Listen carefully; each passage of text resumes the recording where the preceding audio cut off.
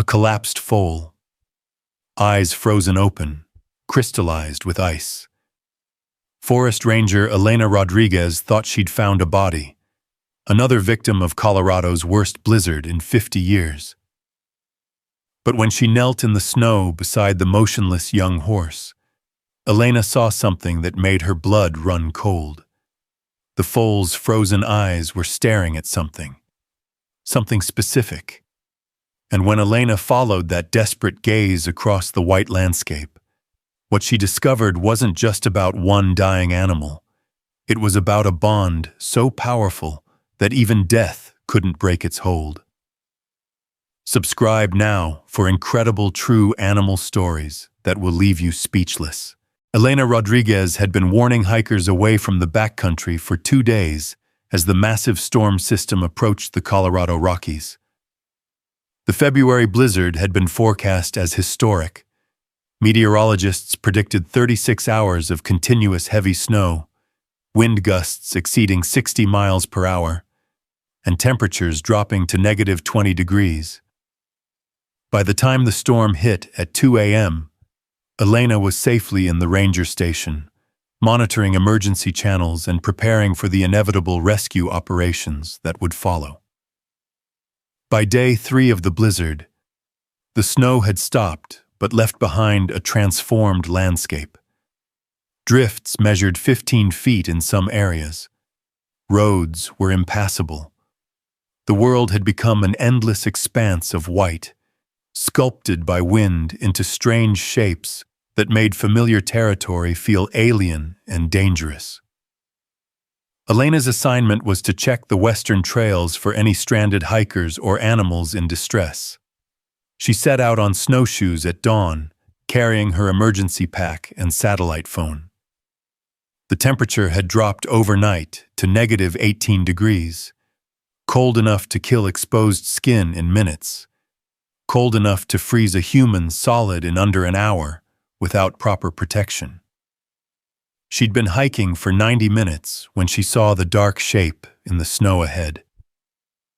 At first, Elena thought it was a fallen log or a rock formation, but as she approached, the shape resolved into something that made her heart sink, a young horse lying motionless in a drift. Elena broke into the fastest movement her snowshoes would allow, high-stepping through the deep powder. As she got closer, she could see it was a wild Mustang foal, probably around 6 or 7 months old. The young horse had a distinctive pinto coat, patches of dark brown and white that should have been striking, but now were both covered uniformly in frost and ice. The foal lay on its side, legs extended stiffly, body rigid. Elena knelt beside it, already knowing what she would find, but hoping desperately to be wrong. She removed her glove and reached for the foal's neck, feeling for a pulse. Nothing. The body was cold, frozen solid. The foal had been dead for hours, maybe since the storm's peak. But it was the eyes that stopped Elena's breath. The foal's eyes were open, frozen in that final moment, crystallized with a layer of ice that made them gleam in the morning sun. And those frozen eyes weren't staring at nothing. They were fixed on a specific point in the distance, locked in a gaze so intense that even death hadn't closed them. Elena had seen dead animals before. It was an unavoidable part of working in wilderness management. But she'd never seen this. The foal's expression, preserved by the freezing cold, showed desperate focus. Whatever this young horse had been looking at in its final moments had held its complete attention. Elena followed the direction of that frozen gaze. Across the snow-covered meadow, approximately 200 yards away, she saw another dark shape in the snow. Elena's stomach tightened as she trudged through the snow toward the second shape. She already knew with a sick certainty what she was going to find. The distance between the two shapes, the foal she'd just examined and this new dark mass ahead, told a story before she even reached it. The second shape was larger, much larger. As Elena approached, she could make out the unmistakable form of an adult horse, also lying in the snow, also motionless. The mare, Elena could see it was female from this angle, lay in a position that looked almost peaceful, as if she'd simply laid down to rest and fallen asleep.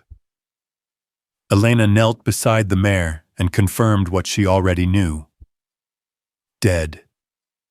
Frozen solid. The mare had been a beautiful Mustang, probably around 10 years old, with that same distinctive pinto coloring as the foal. Mother and offspring, Elena was certain. The mare's body showed signs of the storm's brutality.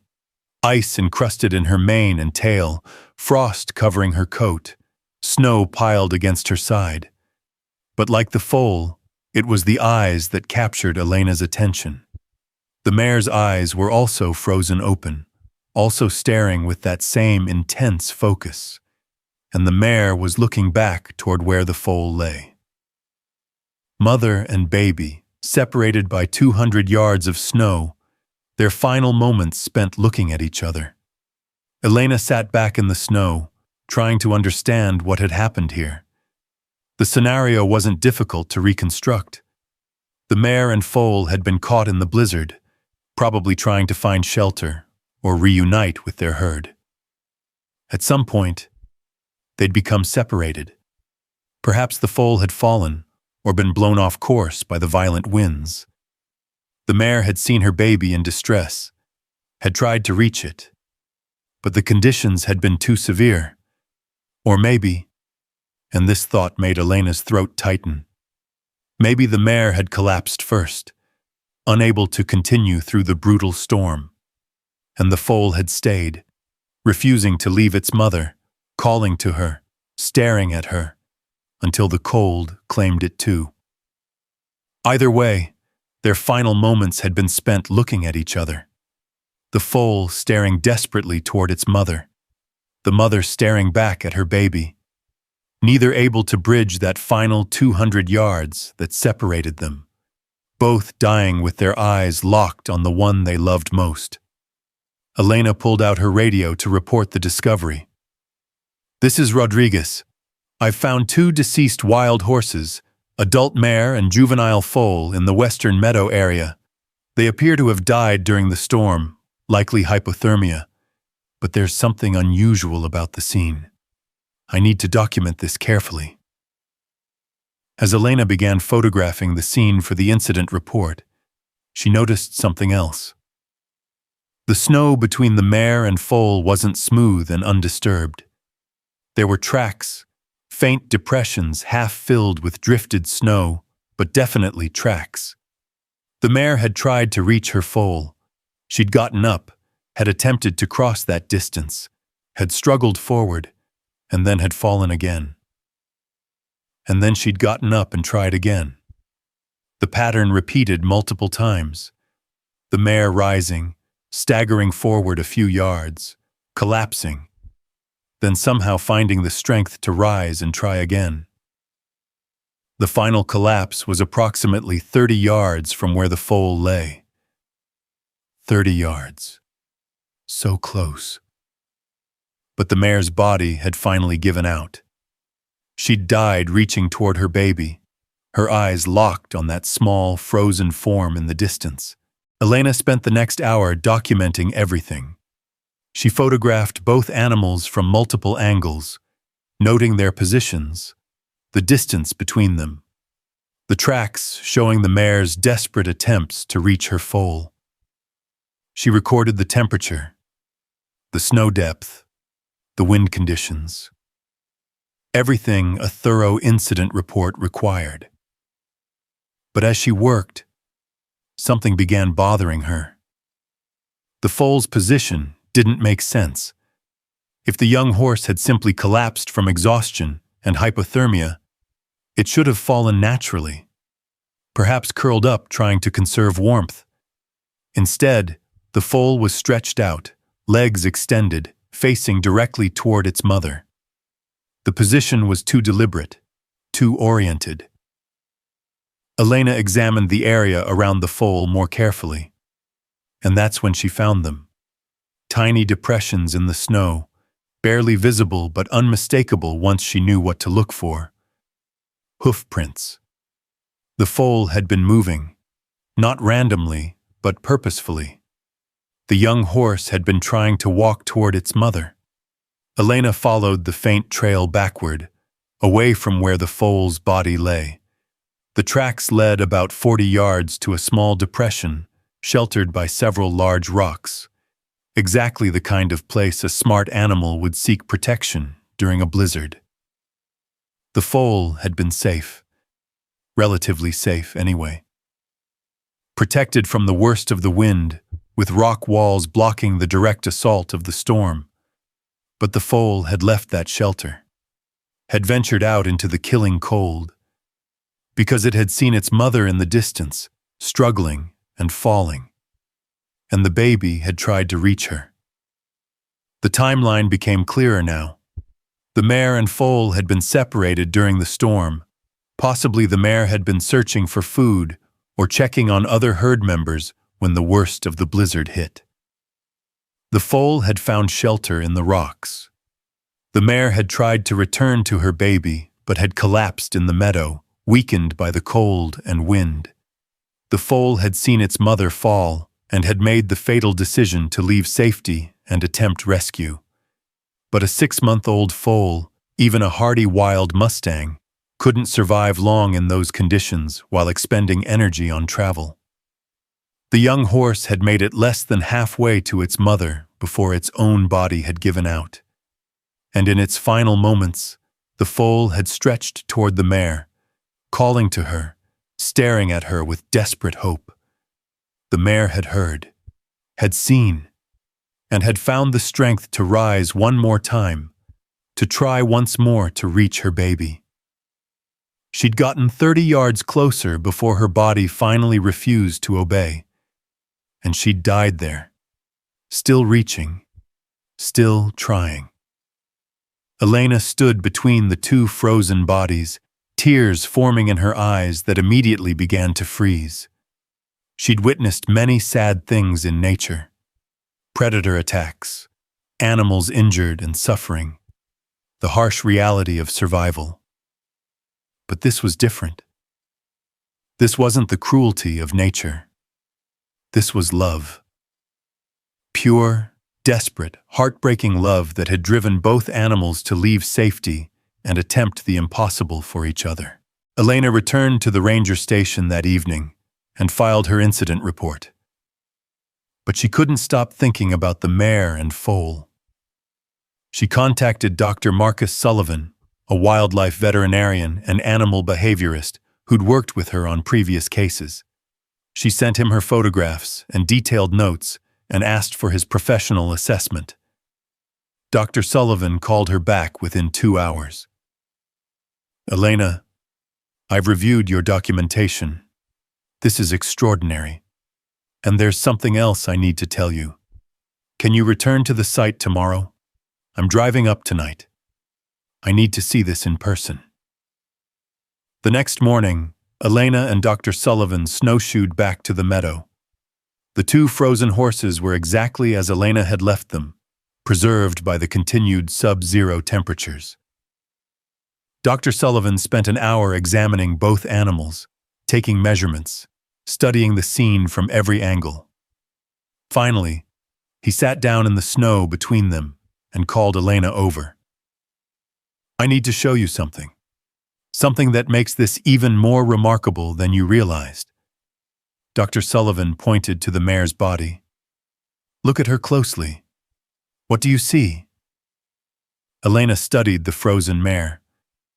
"She's thin, probably undernourished from a harsh winter." "Exactly. Now look at the foal." Elena turned to examine the young horse.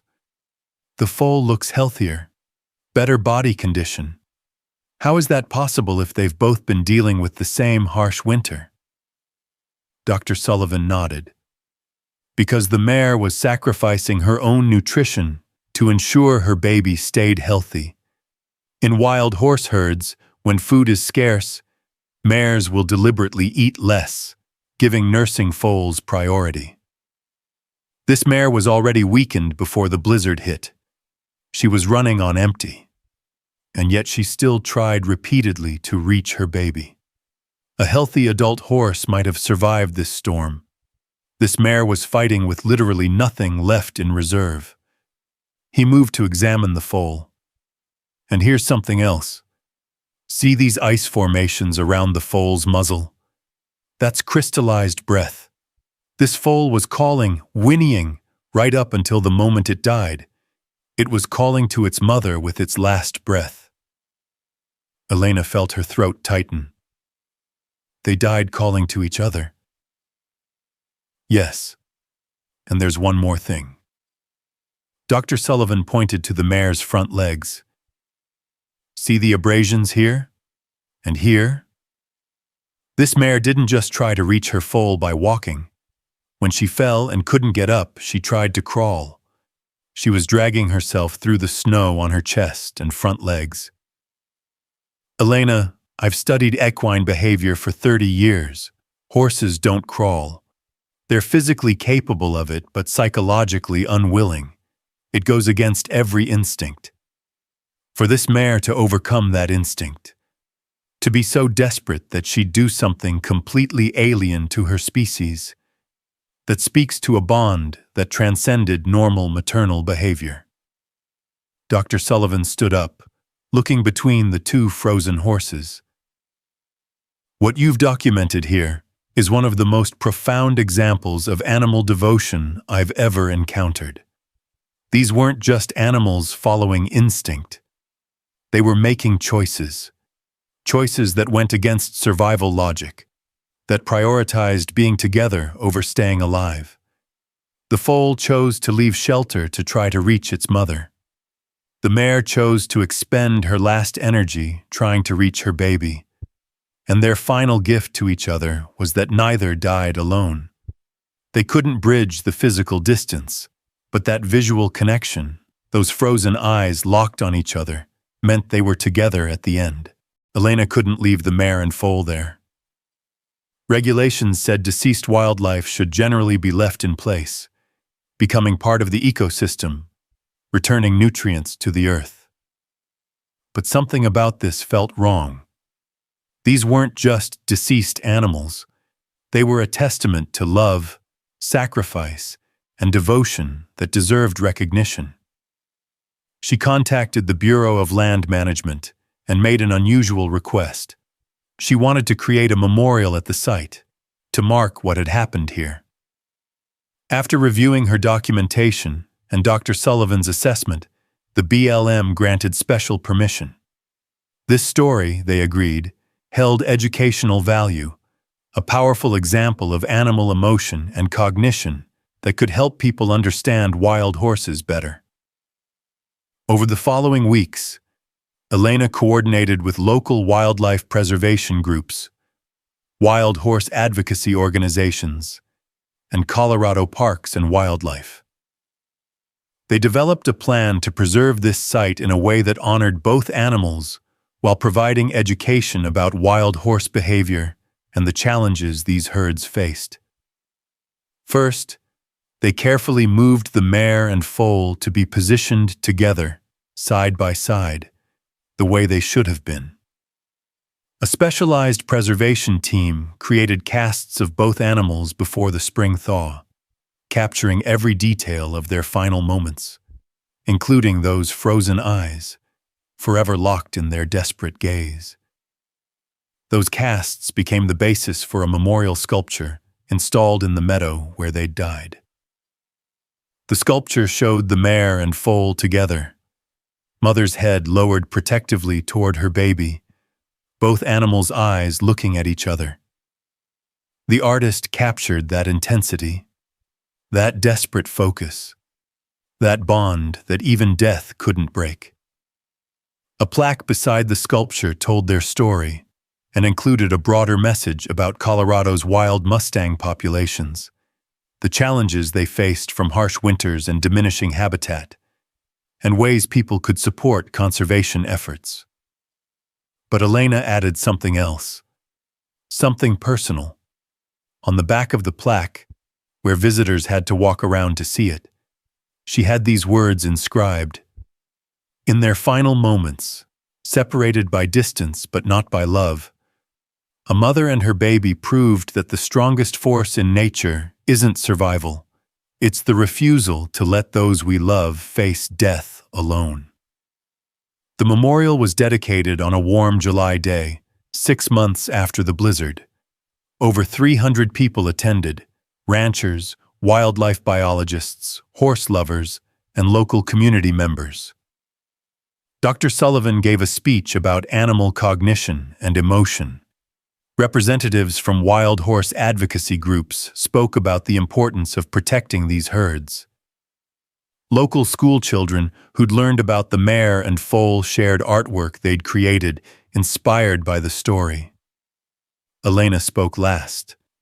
She talked about finding those frozen eyes, about following that desperate gaze, about understanding what she was witnessing. "I've been a ranger for 15 years, she said. "I thought I understood wild animals. I respected them. I worked to protect them, but I saw them primarily as wildlife, beautiful, important, but fundamentally different from us. The mare and foal changed that. They showed me that love isn't a uniquely human emotion. Devotion isn't something only people feel. The willingness to sacrifice everything for someone you love, that exists across species. These weren't just animals following instinct. They were a mother and baby who loved each other so much that they chose togetherness over survival. And their frozen eyes locked on each other at the end were their final message. I see you. I'm with you. We're not alone." The memorial became a destination. People hiked to the meadow to see the sculpture and read the story. Photography students documented it. Families brought children to teach them about wild horses and about love. And sometimes, visitors reported seeing wild mustangs grazing near the memorial, the herd the mare and foal had belonged to, returning to the place where 2 of their own had died. Elena visited the memorial regularly. She'd stand there in the mountain silence, looking at those bronze eyes forever frozen in their desperate gaze, and she'd remember. She'd remember that love knows no species, that devotion isn't limited to humans, that the bond between parent and child can transcend even death, and that sometimes the most powerful gift we can give someone we love is simply refusing to let them face the darkness alone, even if all we can offer is our gaze, our presence, our silent promise. I see you. I'm here. You're not alone. The Mare and Foal Memorial in the Colorado Rockies continues to educate and inspire thousands of visitors each year. Elena Rodriguez became an advocate for wild horse protection, using this story to help people understand these animals' emotional depth. Dr. Marcus Sullivan's research paper on the mare and foal became one of the most cited works in the study of animal cognition. If this story moved you, subscribe for more true animal stories that reveal the profound emotional lives of creatures we share this world with. Hit like, share, and tell us. How has this story changed how you see wild animals? Thanks for watching, and remember, love isn't limited by species, and devotion knows no boundaries.